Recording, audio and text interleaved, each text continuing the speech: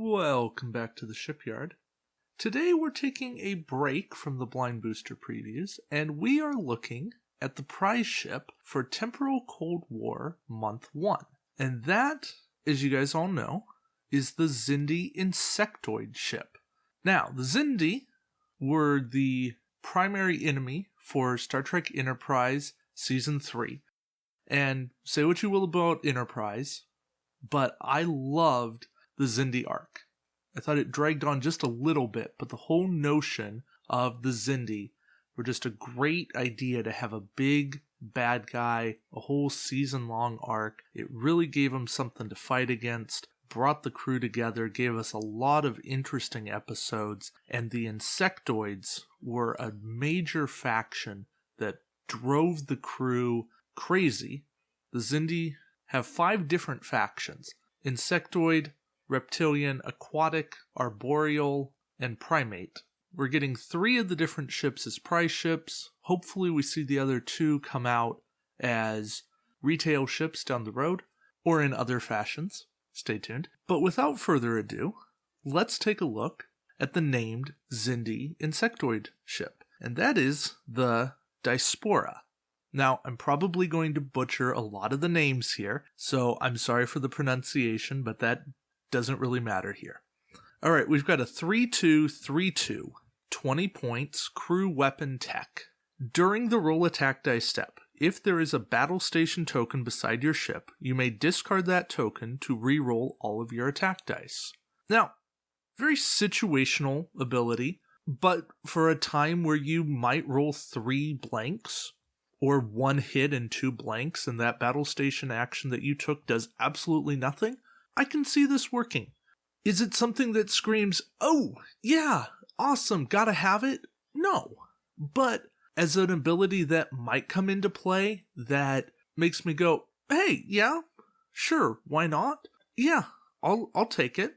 You know, it utilizes a battle station token in a different way. It essentially lets you exchange it for a target lock, except it's a target lock that you have to do everything. I probably would have worded it just a little bit different, but that's me. I like the ability as it is. 3 attack dice, 4 if you're at range 1. Isn't that big of a deal. This is definitely a support ship, and as such, I think that it's going to play that specialized role. I like this named ability for playing that specialized role. I've already seen what the Aquatic does. This complements it very well. Stay tuned for that. It really is a neat ship, and it's worth it at 20 points. The generic saves you 2 points, of course. You lose a shield, you lose a crew slot, which is an interesting choice. I'm kind of bummed out about losing a crew slot. I might rather lose a tech, but then again, I like having a generic ship here that has a tech slot at 18 points. That's pretty useful. So, the generic at 18, 3-2-3-1, again, I think could be very playable. The downside here, you're not going to be able to get your hands on tons of these to make a swarm viable, but I could see a bunch of these being a pretty viable swarm ship. It's something that's out there for Xindi. The maneuver dial for this thing, because of course we need to have one of them. All your 2s, all your 3s with a 3 come about, 4 straight, 1 banks are green, 1 and 2 straight are green. So, pretty standard action bar, pretty maneuverable. I kind of quibble, maybe give it a white come about, but aside from that, this is a very maneuverable ship. Now, of course, you're asking, what's the firing arc? Well, unfortunately, it's a 90 forward only.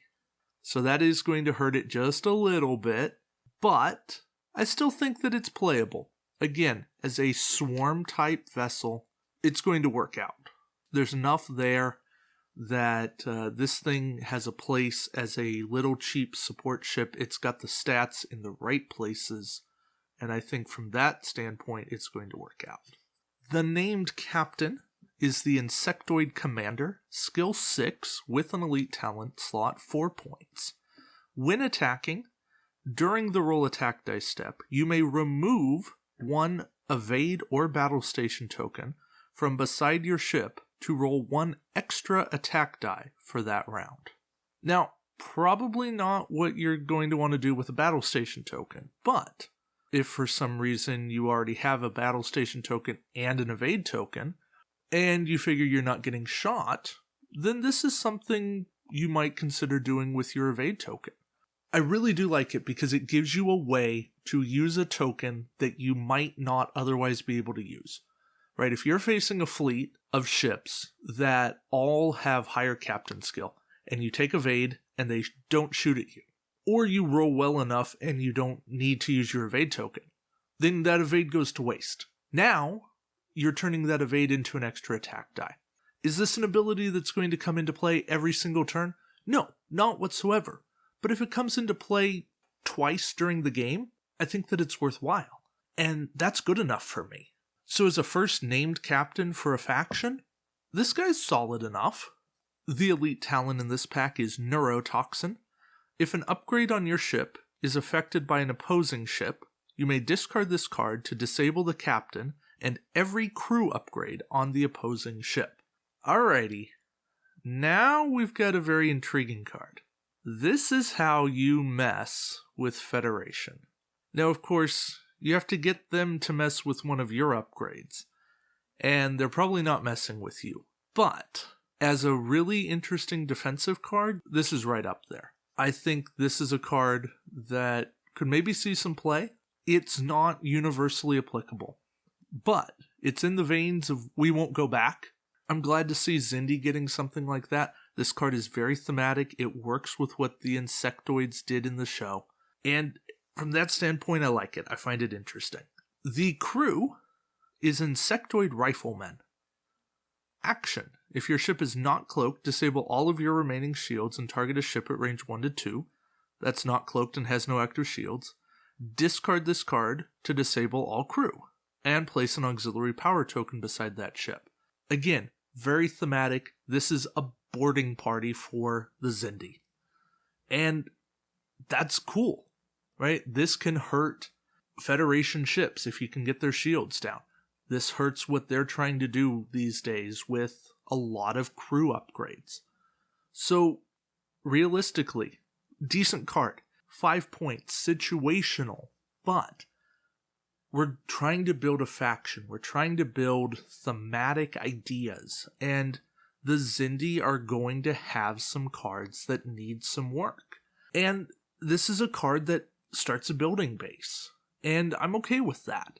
Insectoid Rifleman is an interesting idea. I like that it works on a bunch of crew, and it gives out auxiliary power. That is enough to make me at least consider it because of how many uses it has. The weapon in this pack is Pulse Firing Particle Cannon. 3 dice, range 1 to 3. It's an attack disable, and you can only fire from your forward firing arc. Once per round, if this attack hits, you may immediately make an additional attack with this weapon against the same target with half the attack dice rounded down, so 1. This upgrade costs 5 extra points if purchased for a non-Xindi ship, so you're not going to buy it. I like a little extra chance. I like weapons that are giving a follow-up attack. It's a cool notion, right? It's a little extra way to hit. And those kind of ideas are really cool. So, again, is this card the be-all, end-all? No, but it works. It works as a card. I think that it's potentially useful for a Xindi ship. And the tech in this pack, in the last card, is Phase Deflector Pulse. If your ship executes a maneuver that would cause its base to overlap another ship's base after moving your ship backward along the template, so basically set up so you don't crash, you may discard this card to immediately perform an additional 2 straight. If you do so, you still can't take actions. And you can only have this on a Xindi ship, no more than 1 per ship. Alright. I like that you can set yourself up to move if you want. It kind of lets you play bumper cars in a very interesting way. And that's a cool thing, right? This card is something we haven't seen before. Bump and then get another move. So you can make like a 3 turn and then do a 2 straight. And that creates some really interesting extra maneuvering that's something that's going to be really interesting, especially for the Xindi to pull off. So that's the prize ship. That's if you win or get the red shirt prize, which is just something kind of cool for playing in the event. Now, you get a resource just for playing. And that's what I love about Star Trek Attack Wing. You go to an event, just for playing, you get handed a participation prize. That's awesome. So this month, we've got Protocol. 5 points.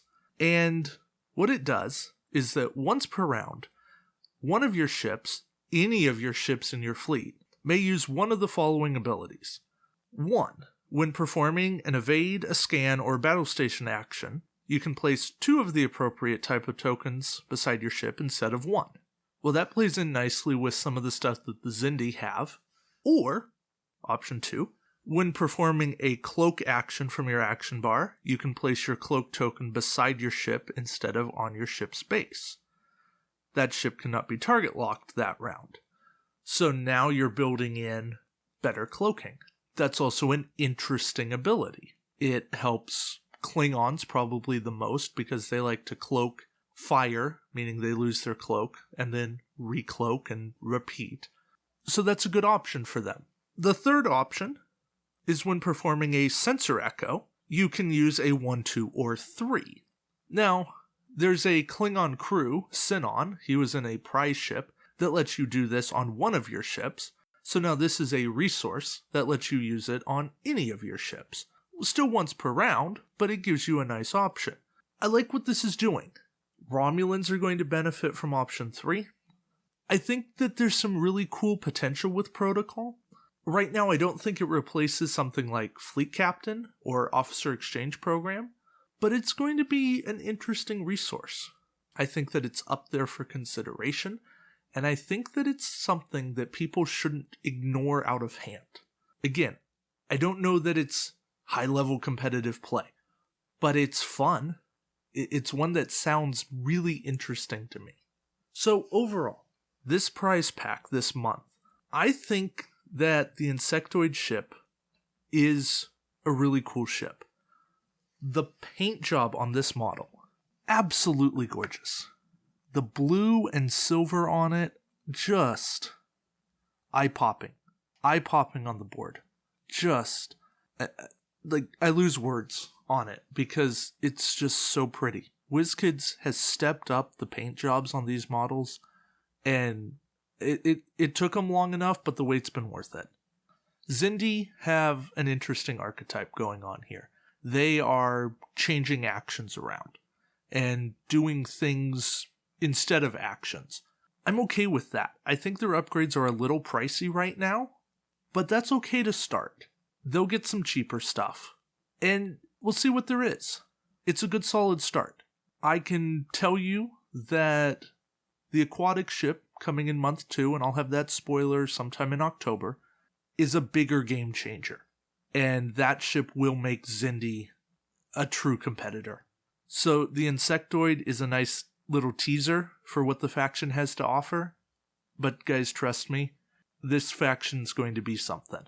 I don't know that it's ever going to be the truly dominant force, but it's going to be a very nice addition to what you have going in your fleet.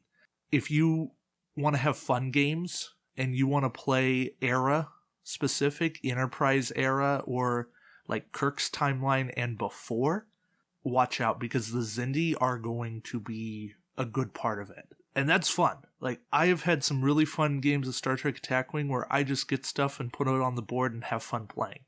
And that's what's so cool about this game. You can play anything you want. You can recreate scenarios from the show and the movies, or you can dream up your own scenarios and say, hey, what would happen if ... And that's just so much fun. So, dream big.